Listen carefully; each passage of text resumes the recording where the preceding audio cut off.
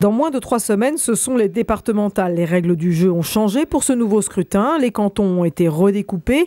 Ils sont moins nombreux, mais paradoxalement, il y a plus de conseillers départementaux à siéger, puisque les électeurs vont désigner un binôme de candidats. Auparavant, le conseil général était renouvelé par tiers. Cette fois, les élections concernent l'ensemble de l'Assemblée. Difficile de faire des projections et des comparatifs, car les cantons ont été redessinés. Toutefois, certaines projections peuvent se faire. C'est le cas pour le canton de Montigny, dont les dernières élections remontent à 2008. Le canton se compose toujours de Guyancourt et de Montigny.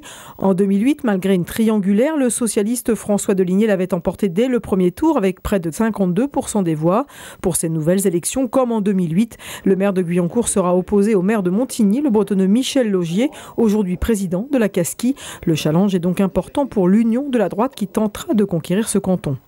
Autre canton qui sera scruté, celui de Trappes. Il est aujourd'hui composé des communes d'Elancourt et de la Verrière. En 2008, alors que le canton ne comptait que la ville de Trappes, la socialiste Jeannine Marie l'avait emporté à l'issue du second tour face à l'UMP Gérard Fourgousse, le frère du maire d'Elancourt, Jean-Michel Fourgousse, qui sera candidat pour ces élections.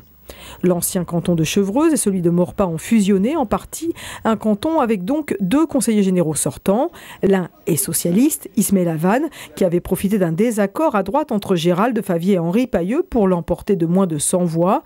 Le second est UMP, Yvan Val. Il avait été élu dès le premier tour face notamment au maire de Manille-les-Hameaux, Bertrand Houillon.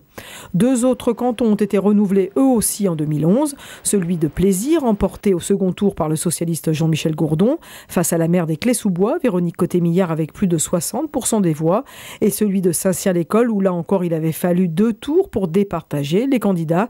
Le socialiste Jean-Philippe Mallet l'avait emporté face au maire de Fontenelle-Fleury, l'UMP Jean-Jacques Lasserre, avec plus de 58% des suffrages. Le premier tour de ces élections départementales est fixé au dimanche 22 mars.